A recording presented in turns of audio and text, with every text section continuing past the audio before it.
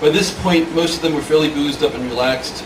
Pulling up a chair, I watched their card game. Pictures of Elvis at different stages of his fame were imprinted on the face of different cards. A boyish photo of Elvis was on the 2s, and Vegas Elvis appeared on the kings.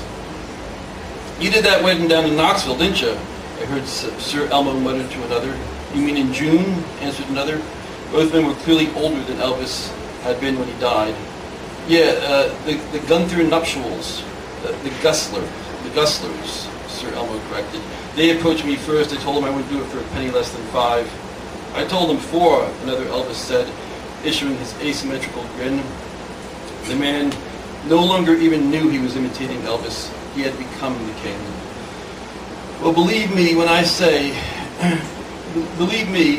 was done," said the Elvis impersonator who got the Gustler job. "I wish I passed on it, because there were about 1,000 guests, and the bride was nothing but a bitch in satin. She didn't like my hound dog. She said I wasn't moving my pelvis fast enough," and on and on. "I wouldn't mind moving her pelvis," joked Sir Elmo. In a moment, another younger Elvis dropped some chips in the pot and called. All showed. Sir Elmo won with 2 pair king high. "Any of you fellas know this John Carpenter guy?" I spoke up as they were throwing in antes for the next hand. "Carpenter? You mean the owner here?" asked one African-American Elvis with a pencil-thin mustache. "Yeah, I knew him," a raspy voice grunted. "Me too," the others slowly nodded as the yelling begun. "Does he judge this shindig?" "He's one of the judges, I think," said a decrepit-looking Elvis, who probably most resembled the king in his grave. "Snake Majors is the main judge. He was one of the original Memphis Mafia. Sits right in the middle."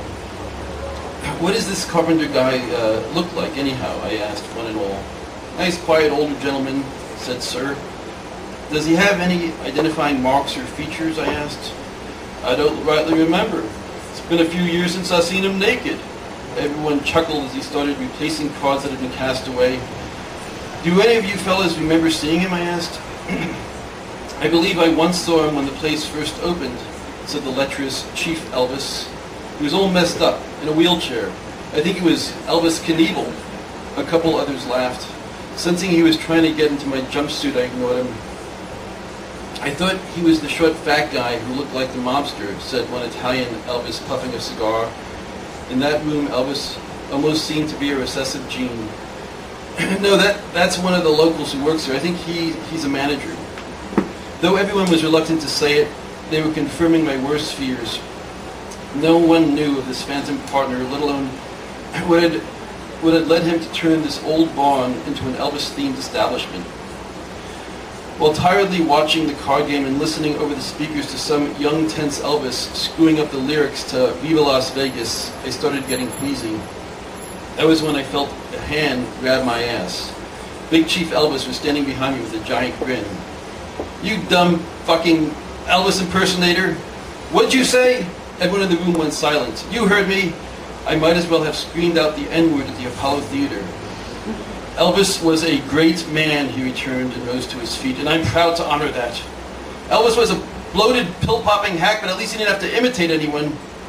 "Lady," warned Sir Elmo, "I don't know who or where you think you are, but this is a hallowed shrine of worship, and you just took our Lord's name in vain." All veiny eyes were upon me. "Number 19!" the Elvis Wrangler dashed in and shouted. It was the number I'd spent the entire evening waiting for. "Wish me luck," I said to my colleagues, and dashed out.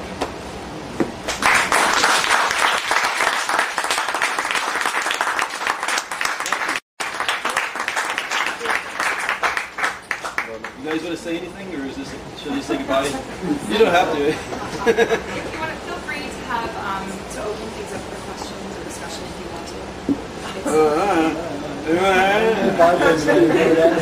Anyone have any questions about here, you get up too. I shouldn't have to suffer this alone. Okay, Arthur. Ask. Anyone want to ask? Well, first for you, why Elvis? Someone better have a question. I have a question for you too. Okay. Yeah. Why Elvis? Why not Elvis? I was trying, the general, one of the larger ideas of the book was trying to show how America was more fascinated with tabloid news and little things like, Lady Gaga stuff like that than the fact that the country's going to hell and politics and the big issues that really are important.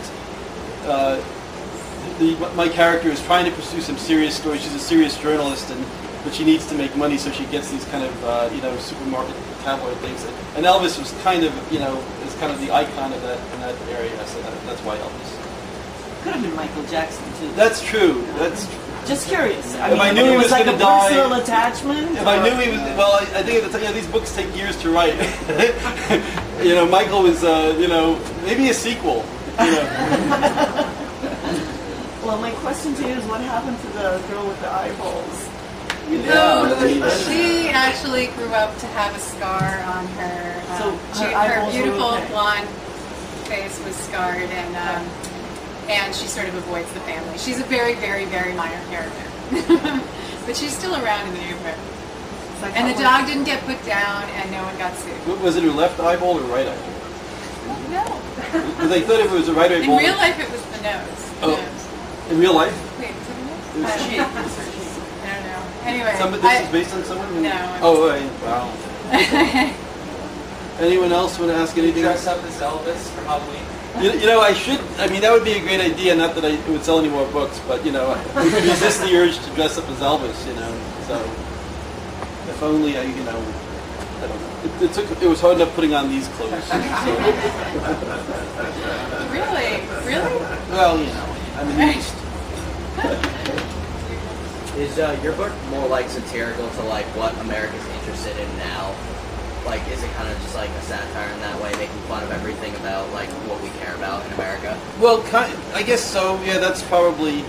I keep figuring like the last days of Earth, when the global warming and the average day is going to be like 130 degrees, and there's no the shortages of food, and corporate America has completely taken over Washington. That people are just going to be totally preoccupied with the latest, Britney Spears or Lady Gaga. They're not going to worry about, I mean, you wonder when they're going to kind of wake up to so many larger issues that are kind of, that really kind of matter. And I don't think they ever will. I think they're just going to keep going more and more into the tabloids. It's more because they're scared, probably. Because if they wake up and see the other issues, they're like, wow, I actually have to do something now, maybe try to fix this. Oh, no, I'm just going to pay attention to Lady Gaga instead. That's easier. It's a good point. It's escapism, yeah. It's true. That's the vampire mechanism. There you go. My next book. Yeah, don't do that. Please don't do that. Anyone else have questions?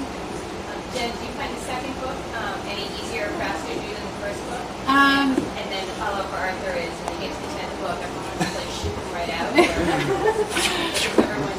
I found the second book was actually a little easier, but my work situation was easier. I had a full-time job for my first book and was getting up really early in the morning to work. And this time, Earth and I were just discussing this beforehand, I didn't have a job, so I was only working, only writing, which creates a whole other set of problems. So it was actually easier for me to get to know these characters for some reason than it was in my first book, which I know is unusual. I don't know about the 10th book. I mean, I'll be dead by the 10th book for sure. Did you, just getting into your background a little bit, what was it that drove you to write this book, and how much in advance? Did you take a lot of notes, or did you... I did. I mean, I do a lot of research, but I often... Do you do a lot of research on the, I don't want the research to get in the way, but... Right.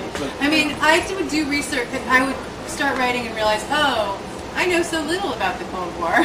The Rosenberg trial became there's a whole theme of spying, and the Rosenbergs figure in here, and so I wrote my way into a lot of stuff. And the other night I was somewhere talking about how I did all this great research and learned about socialism and communism in this neighborhood in the 30s, stuff, more than the surface thing stuff I already knew. And then as soon as you write it, it's just like gone. You just forget it. You lose any information that you retained writing the book. You want to push it away. I mean, it's a combination of postpartum and post-nausea. I don't want to hear Elvis again. Right. But yeah, no, I know what you mean.